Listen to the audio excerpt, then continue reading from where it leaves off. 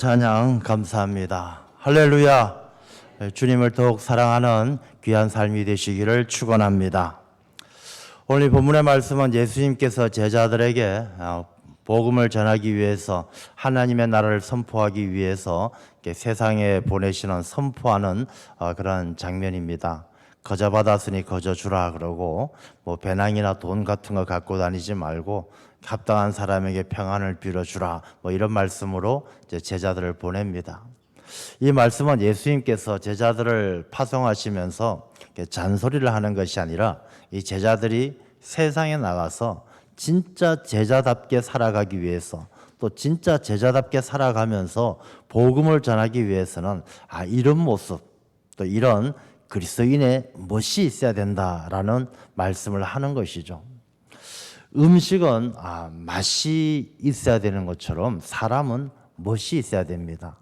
여러분 음식을 할 때 음식이 아무리 아름답고 아무리 예뻐 보여도 맛이 없다라면 그 음식은 사람들에게 선택받지를 못할 것입니다. 사람이 아무리 멋지고 잘생기고 하더라도 그 사람에게 향기가 없다라면 인간미가 없고 정직하지도 않고 아무리 겉모습이 화려해도 그 사람에게 진솔한 그런 멋이 없다라면 그 사람도 아마 다른 사람들에게 선택받거나 영향을 주기가 어려울 것입니다.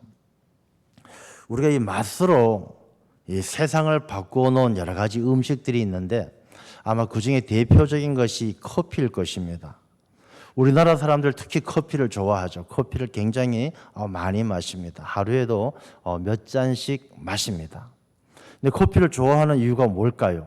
뭐니 해도 맛이죠. 커피가 맛이 없다라면 아마 안 마시겠죠. 근데 커피의 맛은 16가지의 맛이 있다라고 합니다. 저는 다 잘 몰라요. 16가지 맛은 모르겠지만 이 커피는 하여튼 16가지 맛이 난다라고 합니다. 이 맛 때문에 커피가 세례까지 받았어요. 우리가 마시는 음식 중에 음료 중에 이 세례를 받은 음료는 아마 이 커피밖에 없을 것입니다. 그냥 제가 하는 말이 아니라 진짜 커피가 세례를 받았어요. 원래 이 커피가 어디서부터 나왔느냐 하면은 에티오피아에서 나온 것이죠. 에티오피아에 전해지는 그 이야기에 보면은 칼리라는 목동이 있었습니다. 목동이 염소를 키우는데 오늘 이 염소들이 다른 날하고 차이가 나게 굉장히 흥분해 있는 것입니다. 이 양들이 염소들이 너무 기분도 좋아하고 펄쩍펄쩍 뛰고 그래서 이 염소들이 왜 그런가 하고 목동에 가보니까 처음 보는 열매를 먹고 있었던 것이죠. 그게 바로 커피인데 이 염소들이 커피라는 그 잎과 열매를 먹고 나니까 그 뭔가 좀 다르더라는 것이죠. 그래서 이 칼리란 목동이 자기도 그 열매를 조금 먹어보니까 맛은 별론데 먹고 나니까 이 머리도 좀 상쾌해지는 것 같고 기분이 좀 좋아지는 것을 느꼈던 것이죠. 그래서 이 커피 열매를 이제 집에 가지고 와서 다른 다른 곡식들하고 같이 이렇게 볶아서 빻아가지고 이렇게 버무려서 이제 먹게 된 것이죠. 그러면서 이 커피를 먹게 되면서 이 커피가 조금 먹고 나니까 이렇게 기분도 좋아지고 맛도 괜찮고 그걸 느끼면서 이 커피 열매를 먹는 방법, 레시피가 조금씩 개발이 되는 것이죠. 그리고 이 커피가 이 에티오피아에서 나중에 한 6세기경에 에티오피아가 예멘과 전쟁을 하면서 예멘을 침공하게 되어집니다. 그래서 예멘에 침공했을 때 커피가 전해지게 되면서 예멘에서 많이 커피를 재배를 하죠. 그리고 커피가 이제 수출이 되어지는데 가장 이 커피가 모여서 수출되는 곳이 모카 항구죠. 예멘에 있는 모카 항구. 커피 이름에도 모카라는 커피가 있죠. 그 항구 이름에서 나오는 것이고. 그래서 이 커피가 이슬람 세계에 전해집니다.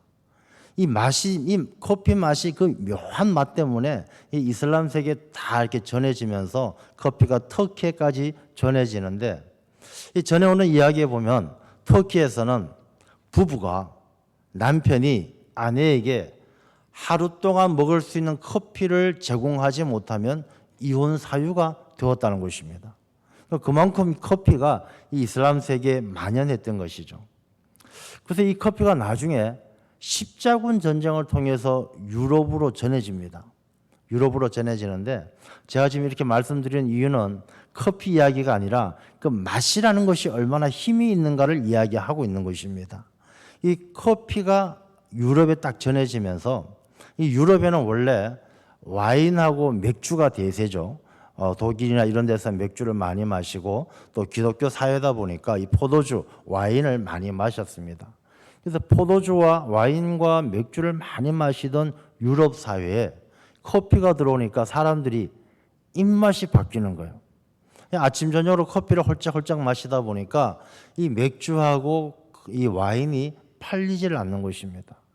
그래서 이 시간이 지나면서 이 맥주와 와인을 판매하던 이 상인들을 중심으로 해서 이 커피를 모함하기 시작합니다. 이 커피는 사탄의 음료다. 이 커피는 여러분들 우리가 익숙해졌으니까 그렇지만 처음 보면 시커먼 게 사실 이게 보기에는 별로 안 좋거든요. 이게 시커먼 게. 그래서 이 커피를 사탄의 음료라고 이야기하면서 이 커피를 마시면은 그 영혼을 사탄에게 빼앗긴다. 이제 이런 이야기를 퍼뜨리면서 유럽 사회의 커피를 못 먹게 하는 그런 운동이 일어납니다. 커피를 먹자파, 먹지 말자파 싸움이 난 것이죠. 결국엔 이 문제를 어디로 가져가느냐? 교황에게로 가져갑니다. 그 당시 교황이 클레멘트 8세인데 이 클레멘트 8세가 굉장히 지혜로운 사람으로 알려져 있죠. 사람들이 커피를 가지고 가서 교황에게 이야기합니다. 교황이시여, 이것이 사탄의 음료입니까? 아닙니까? 마셔도 됩니까? 안 됩니까? 하고 물어봅니다. 클레멘트 8세가 이야기하죠. 그래? 내가 한번 먹어보고 이야기해 줄게. 한 잔 마셨어요. 마시고 나서 야 이거 뭐 맛이 참 묘한데 이 아리까리한데 내가 조금 더 생각해 볼게. 시간이 좀 지나니까 이 클레멘트 8세가 그 커피란 음료를 또 먹고 싶어졌어요. 야 이거 한 잔 먹어봐서 안 되겠다. 한 잔 더 가져와 봐라. 커피를 한 잔 더 마셨어요. 이거 맛이 좀 괜찮은데 내가 내일까지 생각해 볼게. 아침에 커피 한 잔 딱 마시니까 야 괜찮거든요. 그때 클레멘트 8세가 그렇게 이야기하죠. 이 음료는 이교도들만 먹기에는 너무나 맛이 좋다. 이것을 오늘부터 내가 세례를 주고 개종시켜서 기독교인들이 먹게 하겠다. 이래서 세례를 베풀고 이 커피가 기독교인들이 먹게 되었다는 것입니다. 그 맛 때문에 얼마나 많은 힘이, 그 맛이 얼마나 힘이 있습니까? 그런데 여러분 커피가 거기서 끝나는 것이 아니고요. 이 커피가 이제 기독교사 유럽사회에서 마시기 시작하면서 이게 1800년대에 들어서면서 이제 카페가 생겼습니다. 카페, 커피를 마시는 이제 그런 장소가 생긴 것이죠.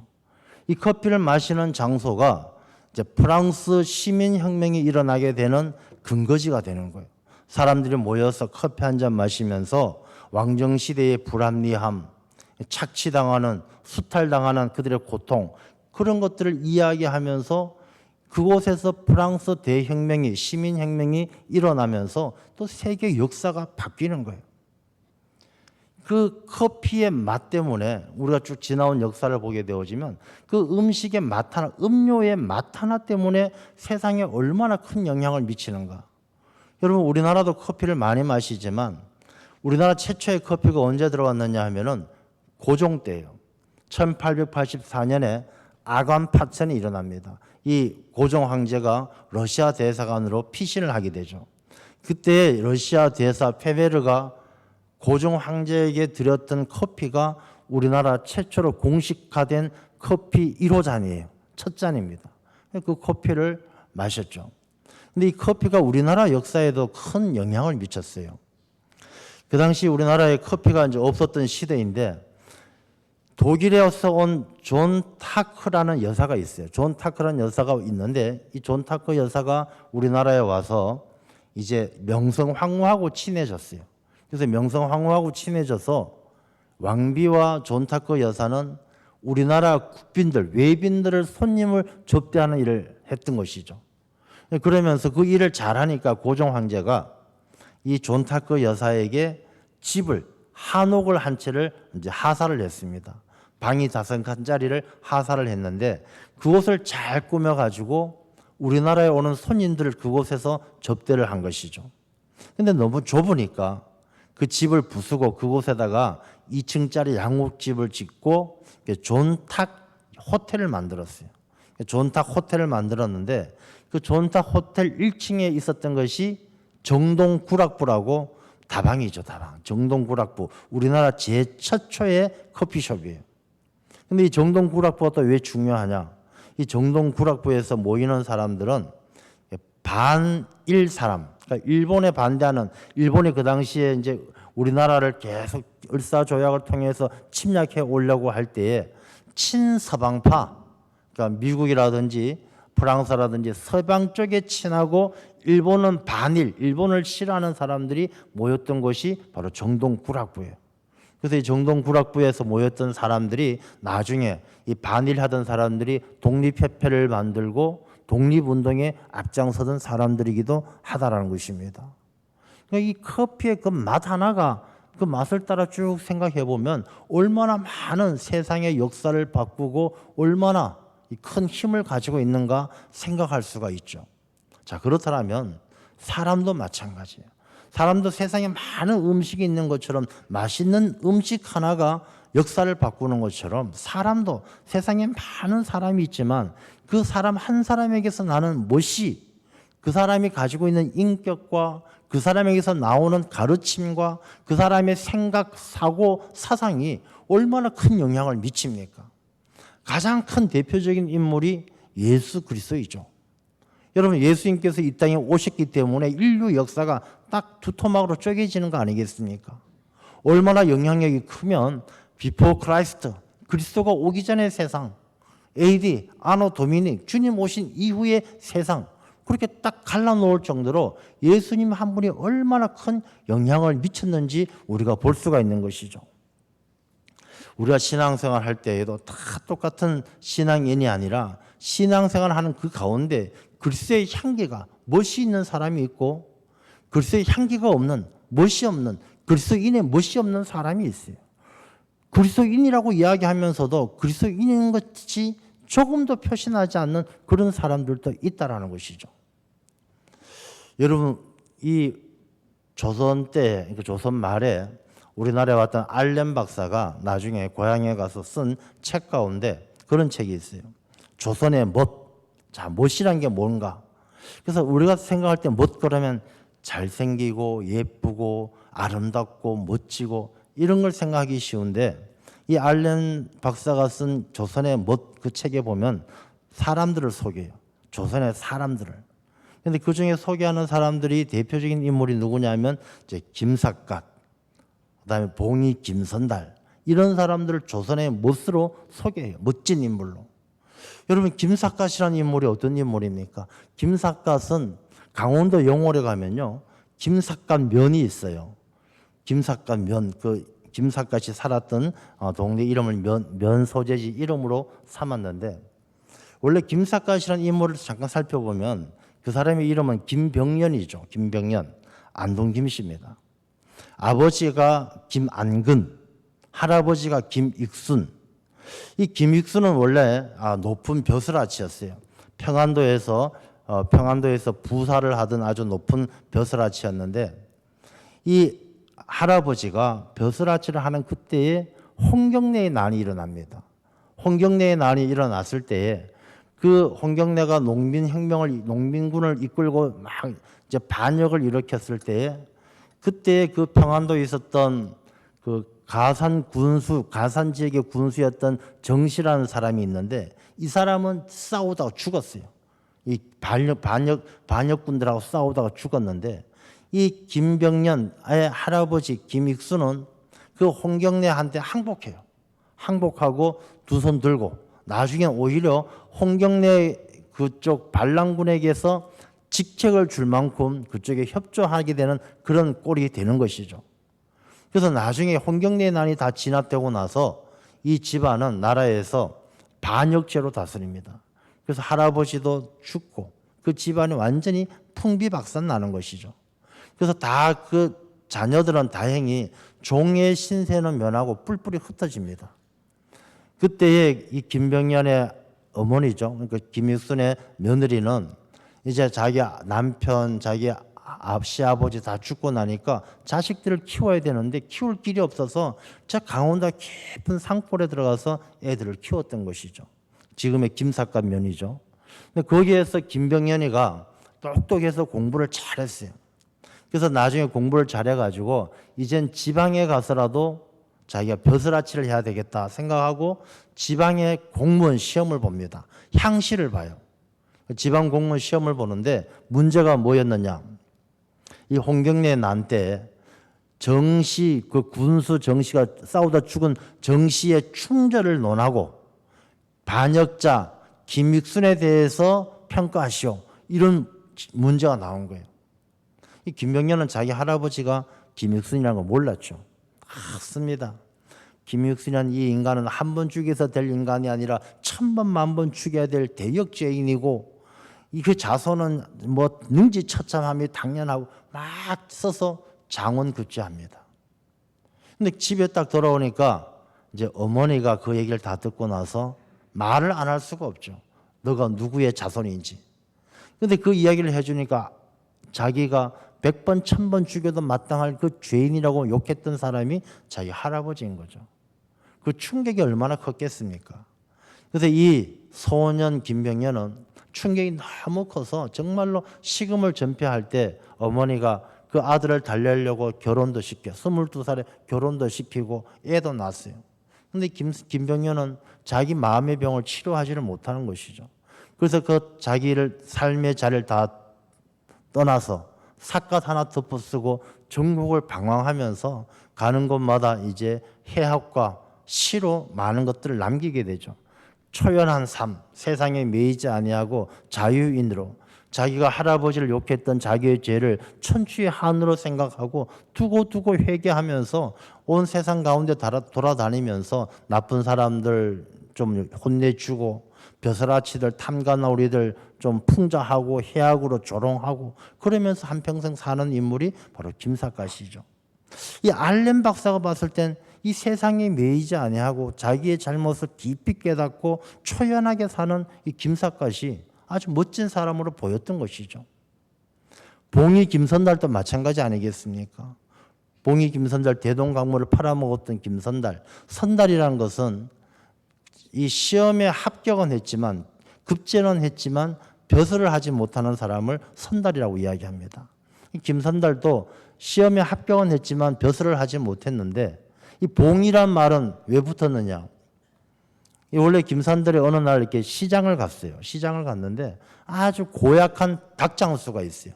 닭을 파는데 이게 아주 다른 사람에게 바가지를 씌우고 욕심이 많은 거예요. 그래서 김선달이 가서 그 닭장수를 혼내주려고 마음을 먹고 갑니다. 그 닭들이 많이 있는데 그중에 닭 한 마리가 잘생겼어요. 장닭이라고 그러죠. 잘생긴 닭이 있는데 김선달이 가서 어수룩하게 가서 아이고 아저씨 저 봉황은 얼마예요? 하고 물어봅니다. 이 닭인데 봉황이라고 이야기하는 것이죠. 주인이 이야기하죠. 야 그거 장닭이야 장닭. 봉황이 아니야. 아이고 뭐요 진짜 봉황 같은데 저 봉황 맞죠? 저 얼마 해요? 굉장히 비싸 보이는데 이 닭장수가 이 어리숙한 김선달을 보면서 야 이놈 봐라. 이 우려먹기 좋잖아요. 그래서 처음에는 장닭이라고 이야기했지만 이게 어리숙하게 이야기하니까 그래 봉황 맞아. 야 너 저거 살래? 아, 얼마예요? 저거 50만 원이야. 아 10,000원짜리 안 되는 걸 50만 원에 파는 거예요. 그래서 이 김선달의 그 장닭을 50만 원 주고 사와서 어떻게 하느냐. 동네 사또에게 갑니다. 사또 이 봉황 한 마리를 사또에게 바치려고 왔습니다. 저 시장에 있는 닭장수가 봉황이라고 내게 팔았습니다. 하고 갖다 바치는 거예요. 사또가 얼마나 화가 나겠어요. 이 닭을 봉황이라고 속인 닭장수를 당장 불러들여라. 닭장수를 불러가지고 곤장을 치고 닭값의 수십 배를 배상하게 만들었다는 것이죠. 이 봉이 김선달과 김삿갓 그들의 삶을 보면 이 나쁜 사람을 혼내주고 이 사필 규정, 정의를 세우고 이 약한 자를 돕고 뭐 이런 모습들이 그들의 삶 속에 보여지지 않습니까? 알렌 박사가 볼 때는 그게 바로 무엇이었던 것이죠. 세상에 매이지 않고 욕심에 매이지 않고 약한 사람 도와주고 나쁜 사람 혼내주고 그게 이 알렌 박사가 보기엔 야, 조선 사람들의 멋이다 그렇게 느꼈던 것이죠. 저는 이 맛과 멋에 대한 말씀을 하면서 우리 그리스도인들의 삶을 생각하지 않을 수가 없는 것이죠. 야, 정말 우리의 삶에는 커피 한 잔이 세상의 역사를 바꾸는데 우리 그리스도인들이 내 이웃들의 삶, 내 가정의 삶을 바꿀 수 있는 그런 맛을 내는 그리스도인인가? 이 조선의 멋과 같이 조선을 대표할 수는 없지만 내가 그리스도인으로서 세상 사람들에게 아, 너 저 사람 보니까 닮아가고 싶다. 저 사람하고 친해지고 싶다. 저 사람하고 가까이 지내고 싶다. 그런 그리스도인의 멋을 가지고 있는가? 세상 사람들이 고개를 외면하는 것처럼 교회는 다니지만 도대체 그리스도인으로서의 향기도 없고 멋도 없는 그런 모습이 우리에게 있지 않는가 그런 생각을 하게 되어지는 것이죠. 그래서 오늘 이 본문의 말씀을 통해서 우리의 삶을 한번 돌아보고자 하는 것입니다. 먼저 오늘 본문의 말씀에도 예수님께서 제자들을 보내시는데 여러분 우리가 제자됨에 대해서 어떻게 생각하십니까? 우리가 제자 훈련 이렇게 이야기합니다. 저는 이 제자 훈련이라는 말에 대해서 참 조금 불편함을 가지고 있는 사람 중에 하나입니다. 이 사람들이 저 이렇게 다른 목사님들이나 또 다른 이렇게 분들하고 이야기하다 보면 누가 전화 오면 이야기 내 제자인데 내 제자가 뭐 어디서 뭐 하는데 내 제자가 뭐 같이 저녁 먹자고 하는데 뭐 이러면서 이야기를 해요. 이 제자 훈련이 진짜 그 목사님의 제자를 키우는 게 제자 훈련인가?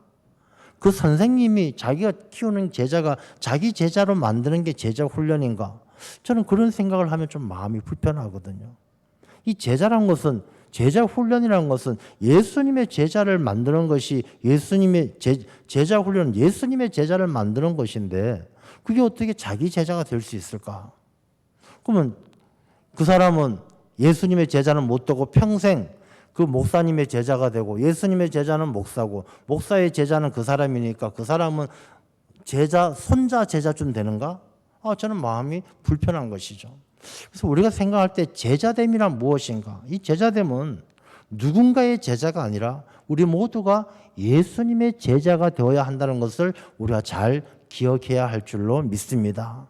우리가 흔히들 할 때에 제자 훈련, 제자 예수님의 제자가 되어야 되지 다른 누군가의 제자가 되는 것은 아니란 것이죠. 자, 그러면 예수님의 제자가 된다는 것은 무엇인가? 사람들이 생각할 때 예수님의 제자가 되면 막 능력이 나타나고 뭔가 존귀하게 여김받고 대접받고 그렇게 생각한다면 그 사람은요, 이 예수님의 제자가 뭔지 잘 모르는 사람이에요. 자, 예수님의 제자됨을 살아가기 위해서는 어떻게 해야 되느냐? 오늘 본문의 말씀은 우리에게 가르쳐 주는 것이죠. 먼저 5절 말씀에 보면 이방인의 길로도 가지 말고 사마리아인의 고을에도 들어가지 말고 오히려 이스라엘 집에 잃어버린 양에게로 가라라고 이야기합니다. 먼저 이 제자된 삶을 살아가는 사람들은 자기가 뭐 대단하게 능력이 있는 것처럼 막 세상을 바꾸고 이방인의 길로 가고 뭐 다른 길로 가서 그런 것이 아니라 오히려 이스라엘의 잃은 양에게로 가라라고 말씀하시는 거예요. 그 말씀은 제자된 사람들의 삶은요, 자기 주변의 삶부터 아름답게, 자기 주변의 삶부터 그리스도께서 기뻐하시는 삶으로 만들어갈 수 있는 그런 삶을 살아야 한다는 것입니다. 자기 주변에 가족은 엉망인데 가족은 뭐 돌보지도 않고 가족은 믿음 생활 하지도 않고 다 엉망인데 밖에 나가서 막 나는 뭐 서울역 앞에서 노숙자들 맨날 밤에 가서 봉사하고 뭐 세계 선교를 가서 저 뭐 오지에 아프리카 오지에 가서 선교하고 그게 예수님의 참된 제자의 모습은 아니다라는 것입니다. 여러분 우리가 오히려 이스라엘의 잃어버린 양에게 내 주변에서 잃어버린 양들, 자기 식구들, 자기 이웃들, 자기 형제들부터 먼저 돌보면서 그들과 함께 하나님 앞에 바로 서서 나가는 것에서부터 시작되어야 되는 것 아니겠습니까? 사도행전 1장 8절에도 성령께서 임하시면 우리가 온 땅 가운데 증인이 될 때에도 예루살렘과 온 유대와 사마리아와 땅 끝까지 예루살렘부터 그 다음에 온 유대부터 그 다음에 사마리아 그 다음에 온 땅 끝까지 나아가는 것이지 너 성령 임하면 땅 끝에부터 가라라고 말씀하는 것은 아니란 것이죠. 그래서 제자된 삶의 가장 우리가 생각할 것은 제자된 삶이 마치 크게 멀리 대단한 일에만 마음을 두는 것이, 큰 일을 하는 것이 제자됨이 아니라 우리 주변에 잃어버린 사람이 없는지, 방황하는 사람이 없는지, 아파하는 사람이 없는지 그들에게 먼저 가까이 다가가는 것, 그것이 제자된 삶의 제자들의 멋이 되는 줄로 믿습니다. 그래서 저는 그런 생각을 합니다. 우리가 전도하는 일도 참 중요해요. 전도하는 일도 중요하고 선교하는 일도 중요한데, 물론 해외 선교도 중요하지만 또 우리 가까운 이웃들, 형제들, 그리고 우리 민족, 북한 선교, 민족 복음화, 우리가 가까운 데부터 더 관심을 가지고 복음을 전할 수 있는 그런 예수님의 제자가 되어야 할 줄로 믿습니다. 그래서 잃어버린 양에게로 가라라는 말씀은요, 우리가 딱 잃어버린 양을 늘 기도하면서 살펴보면서 우리가 찾아야 되는 거예요. 예수님도 우물가의 여인을 만날 때에 사마리아 땅을 지나가야 할지라, 이 예수님께서 일부러 사마리아 땅에 가서 우물가의 여인을 그 땡볕에 내리쬐는 정오에 우물가에 앉아서 기다렸다가 우물가의 여인을 만나서 그 여인에게 복음을 전하고 하나님을 만나게 하고 예배를 알게 하고, 그래서 그 여인이 그 예수님의 영적인 멋짐을 바라보고, 야, 이분이 메시아다, 이분이 선지자다, 물동이를 집어던지고 마을로 쫓아가서 내가 메시아를 봤다 소리치지 않습니까? 우리가 예수님의 제자도 그런 모습을 본받아야 되죠. 우리가 큰 일, 대단한 일, 멀리 있는 한 목숨 걸고 저 아프리카 오지에 가는 것보다 내 주변에 잃어버린 양 한 마리, 잃어버린 양 한 사람을 찾아서 우물가에 그 여인처럼 아파하고 외로워하고 고통받는 자를 찾아서 그들에게 하나님을 만나게 하고 복음을 전해서 하나님의 자녀되게 하는 그런 제자됨이 우리에게 있어야 할 줄로 믿습니다.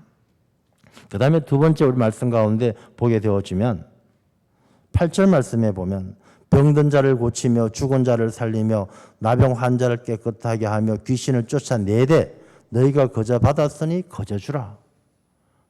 어떤 분은 이 말씀 가지고 우리가 어떻게 귀신을 쫓아내고 어떻게 병든 자를 고칩니까? 근데 이 말씀을 잘 읽어보면요, 쫓아내되 그렇게 하되 너희가 거저 받았으니 거저 주라. 거저 받은 체험이 있는 사람이 거저 줄 수 있다라는 거예요. 자기는 받은 적이 없으니까 줄 수 없는 거예요. 나 예수님께서, 하나님께서 내 병 고쳐준 적도 없고 내 마음을 위로해 준 적도 없고 하나님께서 나를 어떻게 변화시켜 준 적도 없는 그런 사람은, 거저 받은 것이 없는 사람은 거저 줄 수가 없는 거예요. 여러분, 땅끝까지 이르러 증인이 되라 합니다. 증인은요, 자기가 듣고 보고 목격하고 체험하고 그게 증인이지, 들은 적도 없고 본 적도 없고 만져본 적도 없는 사람이 증언을 하면 그건 거짓 증언으로 그 사람은 처벌받는 심판의 대상이 되는 거예요. 그래서 거저 받았으니 거저 주라, 이 말씀은 그냥 가서 막 주라는 뜻이 아니라 내가 하나님의 받은 그 은혜를 잊지 말고 그 은혜를 간직한 사람, 하나님께서 거저 주신, 거저란 말의 의미가 무엇입니까? 대가가 없고 선물이고 자격 없는데 주신 거 아니겠습니까? 하나님께서 내게 거저 주신 것 얼마나 많습니까? 내게 주신 생명도 거저 주셨고 시간도 거저 주셨고, 여러분들 시간 쓰시면서 하나님께 돈 내는 사람 있으십니까? 하나님이 주신 이 세상의 공기를 마시면서 돈 내는 사람 있으십니까? 하나님께서 내게 주신 은혜가 한량 없는데 그 모든 것이 내 생명도 하나님의 것이고 내 시간도 하나님의 것이고 내 받은 것이 다 거저 받은 것을 깨달아 아는 사람이 이 거저 줄 수 있는 거예요. 사람들은, 받는 것에만 익숙한 사람들은요, 젖먹이에 지나지 않아요. 성경 말씀에 나오듯이 이 젖먹이들은 맨날 응애 울면서 입만 벌리고 받는 것에만, 주는 것만 먹는 것에 익숙해져 있죠. 신앙인들도 이 받는 것에만 익숙해 있는 사람은 젖먹이들이에요. 누가 와서 대접해 줘야 되고, 길 가다 어떤 분들 그래요. 목사님 요즘에 이 집사들이 인사를 안 해요. 장로 보고도 인사 안 하고 권사 보고 인사 안 하고. 받는 것에만 익숙해져 있으면요, 장로가 되든 권사가 되든 그 사람은 젖먹이에 지나지 않아요. 우리가 진짜 예수님의 제자는 내가 거저 받았으니 거저 주라라고 말씀처럼 주는 것에 열심히 있는 사람이에요. 여러분, 주는 것이 더 복되다는 것을 아는 사람이 그 사람이 예수님의 제자예요. 받는 것에만 익숙해 있는 사람은 예수님의 제자가 아니라 젖먹이고, 내가 받은 은혜가 너무 크기 때문에 주는 기쁨을 아는 사람, 내 시간을 주고 내 마음을 주고 내게 주신 물질을 주고 줄 줄 아는 사람이 예수님의 멋이 나는, 저 사람 예수님 닮았다, 야 예수님의 멋이 보인다, 그런 분이 바로 예수님의 제자가 되는 줄로 믿습니다. 우리가 신앙생활 하는 분들 가운데도 보면요, 남을 돕고 구제하는 일도 동기를 보면 여러 가지. 어떤 사람은 야 내가 착한 일 안 하면 벌 받을까 봐 그렇게 하는 사람도 있어요. 야 내가 벌 받으면 어떡하지? 착한 일 해야 되겠다. 뭐 그런 분도 있고, 또 어떤 분들은 야 내가 받은 것이니까 나누어 줘야 되겠다. 그런 분도 있고, 어떤 분은 야 내가 나누어 줌으로, 섬김으로, 봉사함으로 내가 행복하고 내가 기쁘니까 하는 분도 있고, 다 동기가 달라요. 우리 그리스도인들의 멋은요, 내가 남들 도와주니까 야 내 기분이 좋아서 도와주는 자기 공로 때문에 사는 사람 아니에요. 야 내가 다른 사람을 도와주지 않으면 벌 받을까 봐 벌벌 떨면서 도와주는 것, 그게 그리스도인의 멋이 아니에요. 그리스도인의 멋은 거저 받았으니 거저 주는 거예요. 김삿갓처럼, 봉이 김선달처럼 세상의 것 욕심내지 않고, 야, 이 모든 게 다 하나님의 것이고 하나님께서 내게 주셨으니까 까짓 거, 뭐 하나님이 주신 거 내가 죽을 때 가져갈 것도 아닌데 고져 주는 거예요. 내가 받은 은혜도 주고 복음도 전해주고, 내가 예수 그리스도에게 받은 은혜가 너무 커서 예수님이 너무 소중하면 가장 소중한 예수님도 나눠주는 거예요. 예수 믿으세요. 야, 예수님이 이런 분이십니다. 고저 받았으니까 고저 주시는 거예요. 그게 바로 제자된 것이고, 그 제자됨을 통해서 그 사람에겐 그리스도인의 멋이 있는 거예요. 반대로 생각해 보세요. 그리스도인인데 예수 믿고 교회 다니는데 맨날 그냥 거저 받은 것이 아니라 다 자기가 애써서 받은 것처럼 자기가 버는 것이고 자기가 얻은 것이라고 생각해서 남들 주는 게 막 인색해서 쩔쩔맨다라면 거기에 무슨 그리스도의 멋이 있고 거기에 무슨 예수님의 제자됨이 있겠습니까? 그리고 오늘 말씀을 보면요, 여행을 위하여 배낭이나 두벌 옷이나 신이나 지팡이를 가지지 말라, 금이나 은이나 동을 가지지 말라 이야기합니다. 우리 인생은 이 나그네 인생을 살면서 금이나 은이나 동이나 배낭이나 신발이나 다 필요한 것 같지만요, 그게 우리에게 아무 소용없습니다. 여러분, 우리 인생을 살아가면서 뭐 조금만 문제 생기면, 자녀 때문에 마음이 아플 때 돈으로도 해결할 수가 없고 내가 배운 지식으로도 해결할 수 없는 거예요. 내가 병들어 죽게 생겼는데 무슨 돈으로 고칠 수 있고 내가 가진 지식으로 고칠 수 있겠습니까? 다 소용없다는 것입니다. 그럼 어떻게 살아야 되느냐? 일꾼이 자기의 먹을 것 받는 것이 마땅함이라. 예수 그리스도의 제자된 삶을 살아간다면 하나님께서 먹을 것을 받는 것이 마땅함이라 말씀하는 것처럼 하나님께서 다 책임져 주신다는 거예요. 예수님의 제자가 되면 예수님께서 책임져 주신다는 거예요. 봉이 김선달, 방랑시인 김삿갓, 그들이 굶어 죽었습니까? 그들이 굶어 죽지 않았어요. 그들이 다 초연하고 세상에 매이지 않고 욕심 없이 살았지만 그들이 굶어 죽었다. 오히려 대동강 강물 팔아서 돈 벌었다는 이야기는 들었지만 굶어 죽었다는 이야기가 없어요. 그리스도인의 뭣도 거기에 있는 것입니다. 그리스도인들도 그냥 자기 자신이 주의 일에 충성을 다하면 주님께서 우리의 삶을, 우리에게 힘이 되시고 우리에게 능력이 되시고 우리를 도와주실 줄로 믿습니다. 그리고 이 말씀 가운데 보면요, 너희가 다른 집에 가서 평안하기를 빌라. 합당하면 그 빈 평안이 거기에 임할 것이고 합당하지 않으면 너에게로 돌아올 것이라. 여러분, 그리스도인들은 결과에 초연한 거예요. 그래서 저 사람 꼴도 보기 싫어요. 그럼 그 사람을 미워하지 말고 까짓것 그 사람에게 평안을 빌어주라는 거예요. 저 사람 내가 꼴도 보기 싫고 미운 사람인데 넌 벌 받아라, 너 저주 받아라, 그러지 말고 그냥 평안을 빌어주라는 거야. 잘 되기를 바랍니다. 하나님이 큰 은혜가 임하기를 바랍니다. 그 사람이 받을 자격이 없으면 빌어준 그 평안과 복이 내게로 돌아올 것이니 손해볼 것이 아니라 빌어주면 빌어줄수록 더 큰 유익이 내게 있다라는 거예요. 그리고 우리가 살아가면서 미운 사람 생기면 미운 놈 떡 하나 더 준다. 그게 굉장히 신앙적이에요.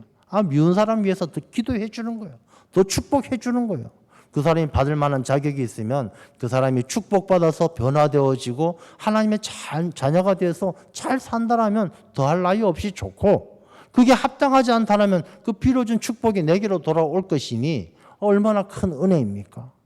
그런 멋을 아는 사람이 바로 그리스도인의 멋이고, 그런 그리스도인들이 커피 한 잔의 맛이 세상을 바꾸는 것처럼 그런 그리스도인이 세상을 바꾸어가는 예수님의 진짜 제자가 될 줄로 믿습니다. 그런 예수 그리스도의 멋이 나는 진짜 예수님의 제자된 삶을 살아가는 우리 모두가 되시기를 축원합니다. 기도합니다. 아버지 하나님 감사합니다. 한 잔의 커피가 그 맛으로 세상을 바꾸어 놓듯이 예수 그리스도 한 분으로 이 세상이 BC와 AD로 나누어지는 것처럼 오늘 그리스도인 한 사람이 예수 그리스도의 참된 제자됨을 통하여 세상을 바꾸어 누군가의 마음을 움직이고 누군가의 인격을 변화시켜서 하나님의 자녀가 되게 하시고 이 땅 가운데 주의 나라가 이루어지는 그 일에 귀한 일꾼으로 쓰임받을 수 있는 예수님의 참된 제자가 되는 저희들의 삶이 되게 하여 주옵소서. 예수님 이름으로 기도드리옵나이다. 아멘.